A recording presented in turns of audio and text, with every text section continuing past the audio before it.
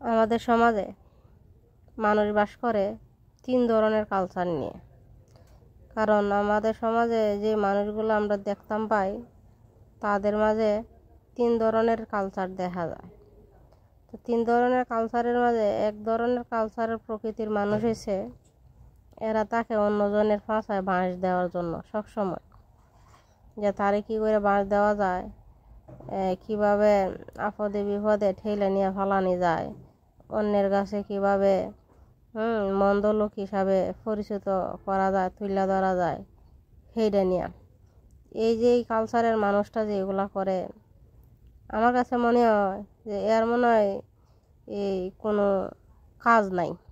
কারণ একমাত্র বেকার মানুষের কাজই হয়েছে অন্যের নিয়ে সমালোচনা করা। আর এক ধরনের কালচারের মানুষ আছে, এরা কি করব, অন্যজনে কি করলো না করলো যদি ভালো দিক হয় তো হ্যাঁ চেষ্টা করে অন্যজনের মতো নিজেও ভালো কিছু করার লাগিয়া, যে হ্যাঁ যেমনি ভালো কিছু করতেছে দেখিছে আমিও নি পারি, এই চেষ্টাটা করে।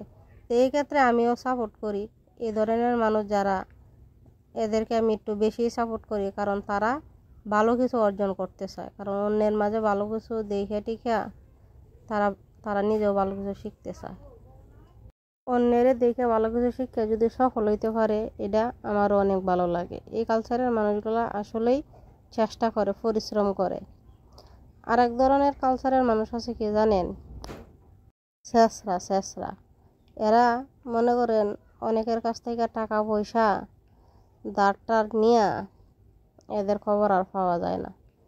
এরা আপনারা নিচ থেকে ফোন দিয়ে জিগাইব দূরের কথা, আর সামনে পড়বে দূরের কথা। ওরা দূর থেকে আপনারা দেখলেই ফালায়।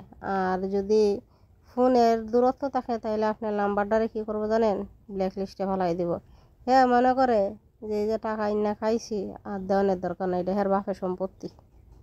হ্যাঁ এটা হচ্ছে হের বাপের সম্পত্তি, এই বাপের সম্পত্তি আর ফেরত দিতে চায় না। কিন্তু এই শেষ ভাই বুঝে না যে যার কাছ থেকে আমি টাকা পয়সা আনলাম এখন তারে নিয়ে ঘুরাইতাছি করতাছি, আচ্ছা এর সাথে তো আমার কোনো না কোনো সময় দেখা হইতেই পারে, স্বাভাবিক। আর দ্বিতীয় কথা হয়েছে গিয়া মরলেও তো আল্লাহর কাছে জবাব দেওয়ান লাগবো। আর একজনের হক আইনা যে আমি খাইয়া বই দিলাম, এই হকটা তো আমার আদায় করা লাগবো।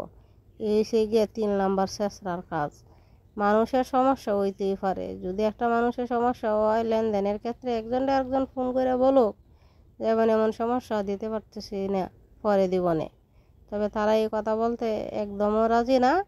এই শেষরাই কী করবো, আপনার কাছ থেকে টাকাটা নিতে পারলেই হ্যাঁ বাঁচলো, মানে হ্যাঁ খালি হ্যাঁ নিজের সুযোগ সুবিধা বিচাইব যে কোন দিক দিয়ে ভালো থাকা যায়, নিজে ভালো থাকা যায়। কিন্তু আইরে গাদা, তুই যে নিজে ভালো থাকবি, মানুষের কাছ থেকে যে একটা সম্মান, এই সম্মানটা তো তুই পাইতি না। যে যাদের সাথে তুই এগুলা করস এগুলার মূল্যায়ন কি তোরে কোনো দিন কেউ দিব শেষরা?